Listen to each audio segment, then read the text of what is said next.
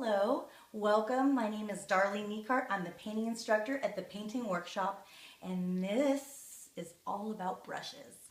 This is video number 2 that I'm making, and it's all about brushes.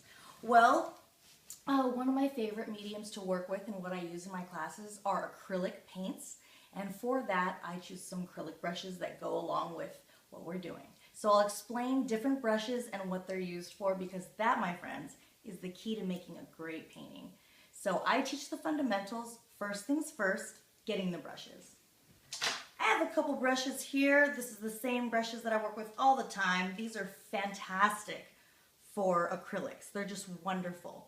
These are actually in a, I'll show you the smallest one. These are actually in a, it's not sable, it's a synthetic sable, but it's very nice, and the bristles are very soft and synthetic, and which means they're easy to clean. If you could see this, they have nice tips on them. They're very, very good for building blocks and creating color by blocking, and to draw with before you go and actually fill it in with the painting.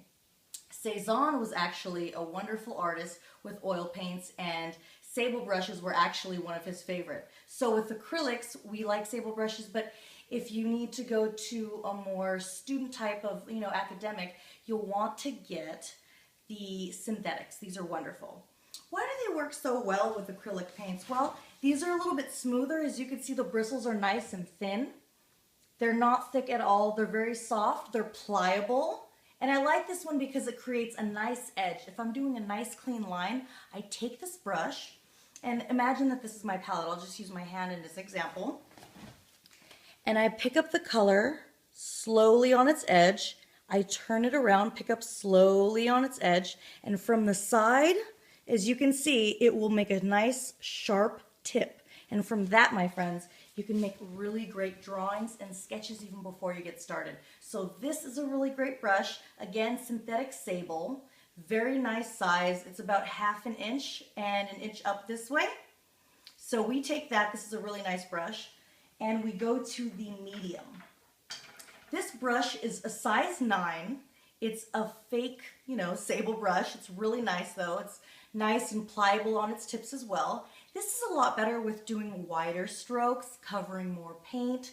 You might want to use this for, let's say, a grassy hill, or, the building blocks of a building, or, people, or, whatever you're creating with this. This is a very good mid-sized brush to use. This over here, this is our nice large brush. Again, it's in the same fashion, and this honestly is like a lifesaver, this brush.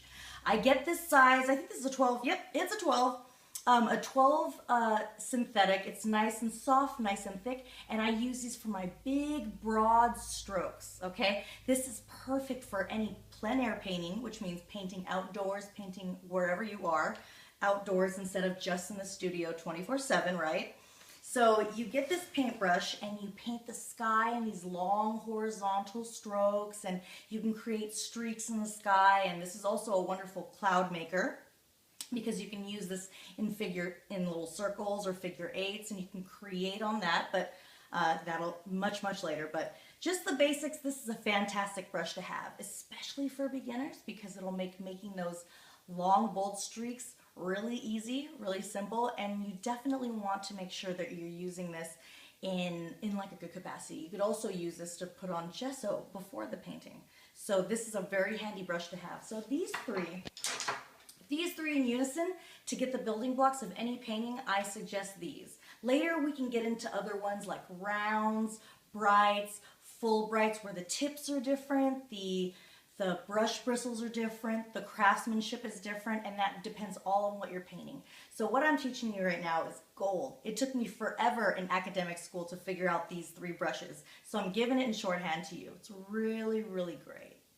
So I hope you like my video, and I have another video next for you, and I hope you get really, really, really excited. I'm not going to tell you, it's a surprise, but I hope you enjoyed this video, and I will see you next time. Take care and make it a beautiful life each day at a time.